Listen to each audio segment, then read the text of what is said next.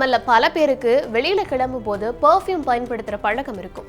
நல்ல வாசனை வரணும்னு மணிக்கட்டலை, அப்புறம் முக்கியமா நம்ம கழுத்து பகுதியில ஸ்ப்ரே பண்ணுவோம் இல்லையா?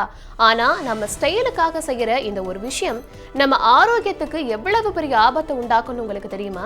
சமூக வலைதளங்கள்ல இப்போ இதை பத்தின ஒரு விழிப்புணர்வு பதிவு ரொம்பவே வைரல் ஆகிட்டு வருது.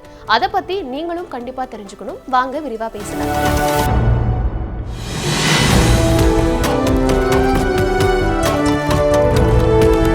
நம்ம கழுத்து பகுதி இருக்கு பாத்தீங்களா, அங்கதான் நம்ம உடம்போட மிக முக்கியமான தைராய்டு சுரப்பி அமைஞ்சிருக்கு.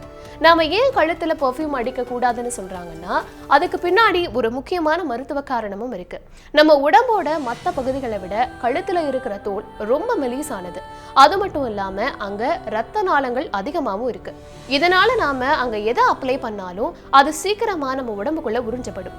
நாம பயன்படுத்துற பல பெர்ஃப்யூம்கள்ல பாலேட்டுகள் மற்றும் சிந்தட்டிக் மஸ்குகள் போன்ற வேதிப்பொருட்கள் இருக்கு.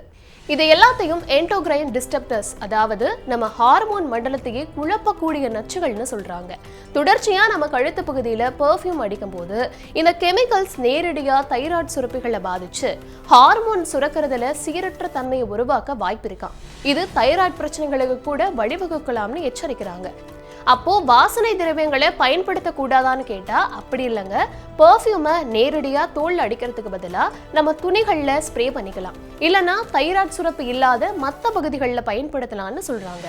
இதனால ஆரோக்கியத்தையும் பாதுகாக்கலாம், அதே சமயம் வாசனையாகவும் இருக்கலாம். செய்திகளை உடனுக்குடனும் துல்லியமாகவும் தெரிந்து கொள்ள சப்ஸ்கிரைப் பண்ணுங்க.